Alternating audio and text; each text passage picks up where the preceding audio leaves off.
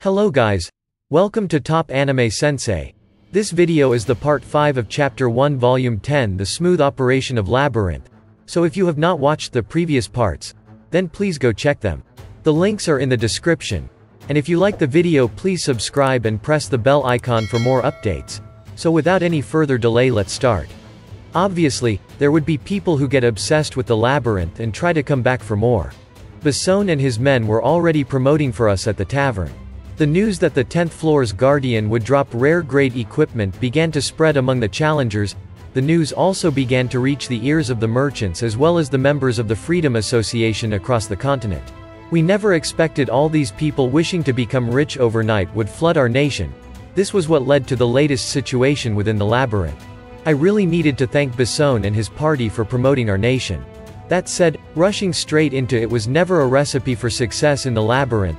After all, those who weren't willing to listen to our instructions were always beaten by people who finished their tutorial missions before challenging the labyrinth.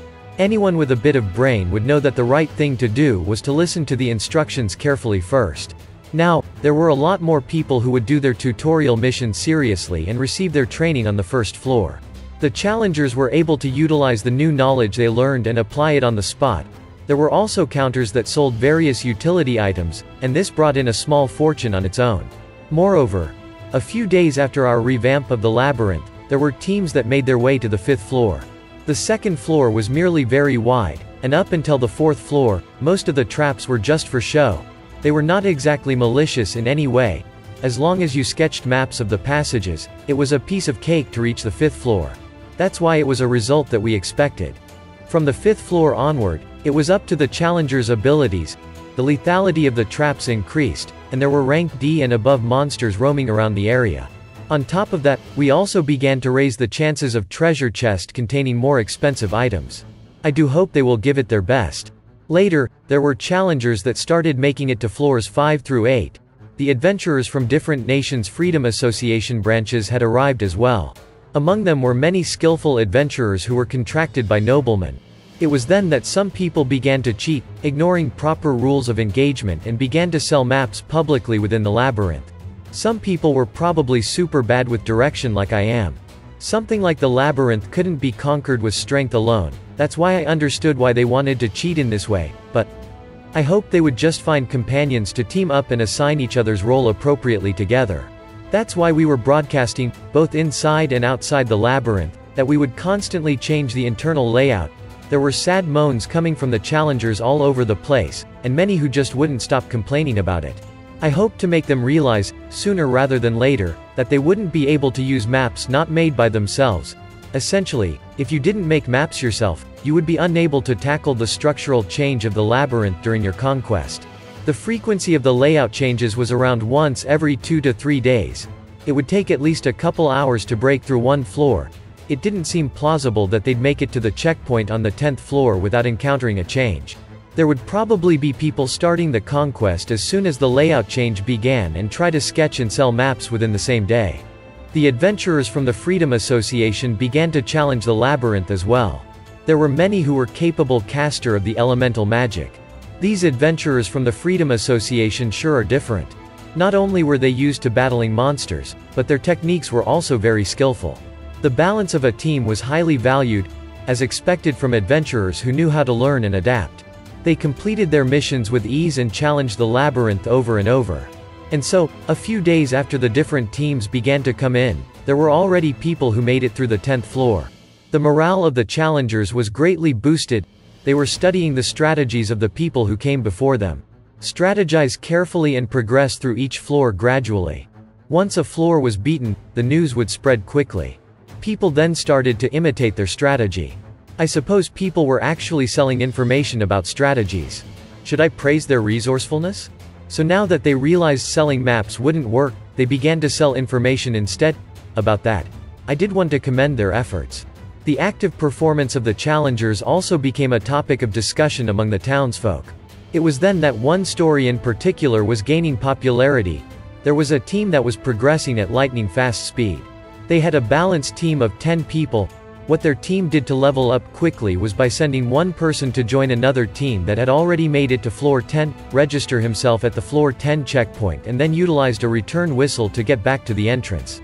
From there on, he rejoined his actual team and would start immediately from floor 10 and onward. We were already expecting such things, that's why we felt fine about it. Their progress had been shockingly fast, nonetheless. It only took them a short span of 3 days before defeating the Guardian on the 20th floor. These guys were truly capable. Each of their abilities were up to rank B. Their entire team was close to rank B+. It was almost impossible for me to not question their innocence, considering how fast they were progressing. The reason being, that they had been choosing the shortest route almost without hesitation. Answer. Spirit interference detected. Ah, so that's why. Spirit wielders were a special type of magic users that could command spirits. One of their magic skills was spirit communication, the ability to hear words spoken by the spirit. If they could communicate with wind or earth spirits, they would be able to find the right path leading to the stairs with ease. How cunning. Spirit wielders are so cunning. That said, they weren't breaking any rules. Depending on the different properties of the spirits they commanded, even if they used spirit communication, it wasn't a guaranteed way to learn the correct route. It looked like their team would continue to progress at a fast pace. For each floor they made it through, their latest exploits would be broadcasted throughout town. These people rapidly rose to fame. The name of their team was Green Rebellion, an elite task force led by a mysterious spirit wielder whose identity was a mystery. Their popularity was rivaling even that of the Shining led by Masayuki. As we had expected, powerful people began to gather here. Young and inexperienced challengers who dreamed of becoming famous and rich would trickle into town. And so, the number of challengers rose rapidly. The sales of the labyrinth were finally taking off. We gathered once more. It had been 10 days since we last altered the layout of the labyrinth. Our meeting today was to discuss whether there were any new issues. Unlike last time, the meeting went smoothly, and everyone was content. I couldn't help but smile at the situation. Oi, you are called Masayuki, right? I knew from the start that you've got some balls, but it turned out that you are an incredibly courageous man. As soon as the meeting started, Veldora, who was in a great mood, began to praise Masayuki. Is that so? Thank you for the compliment. Masayuki was very confused after being praised out of the blue. Who is this guy? That seemed to be what he was trying to convey through his face as he turned to me. He was present last time during Veldora's introduction, but Masayuki was too nervous back then, so it wouldn't be strange if he had forgotten about it. Didn't we introduce him last time? No. Last time. The conference kind of just started on its own. Was that so? Answer. As individual Hanju Masayuki stated, Veldora did not introduce himself. Ah, I see. It looks like I was the one who didn't recall clearly. No wonder Masayuki was confused. Let me introduce you too. Then I shall introduce him once more. This guy is my good friend. Big Bro Veldora. I asked him to act as the guardian for the 100th floor. I am Veldora, and I recognize you. A pleasure to meet you, Masayuki. Veldora seemed to have recognized Masayuki as he greeted him with a happy smile. But as soon as he finished, Masayuki's face turned pale as snow. He then said, about that. Isn't Veldora that catastrophe rank monster that wiped out the Pharmus army? Oh yeah, we did put out rumors like that. It's fine to tell him the truth, but that would just be more trouble. It's meaningless to tell him about it, so I might as well just be vague here. Ah yes, he is very strong, so you better not piss him off. Gahahaha. My heart is as wide as the sea, and I seldom become angry. By the way, if you were to offer me some desserts, I would be generous enough to grant you my divine protection. Veldora had gotten ahead of himself and said some foolish things. I then ignored him completely and began to introduce Ramirez. This here is Ramirez. She's the fairy that runs the labyrinth. Masayuki mumbled. So I didn't remember it wrong, almost speechless before being brought back by my words. He turned to Ramirez, who was fluttering her wings nearby. Yes. So Ramirez-san is a fairy. By the way, you are truly strong to have created such an incredible labyrinth, he said to praise her. Hearing this, it was Ramirez's turn to get a big head. Oh ho ho. Aren't you the sweet talker? Why don't you become my lackey? Also, Rimuru. Did you hear that? This guy just called me strong. She bragged excitedly as she lunged at me with a flying kick. How annoying. She gets so prideful every time someone remotely praises her.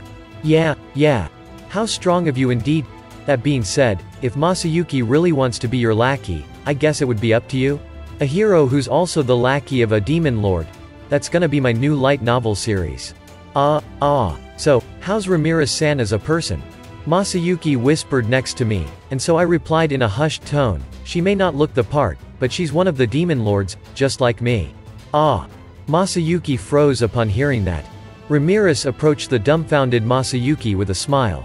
Despite keeping our conversation quiet, nothing escapes her damn big ears.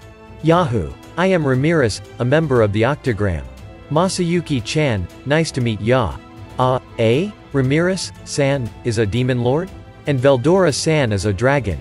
Oh my god. There's no way. And that's it. Thank you so much for watching. And if you guys have not watched the previous parts, then please watch them. The links are in the description. And don't forget to like, subscribe and press the bell icon for more updates.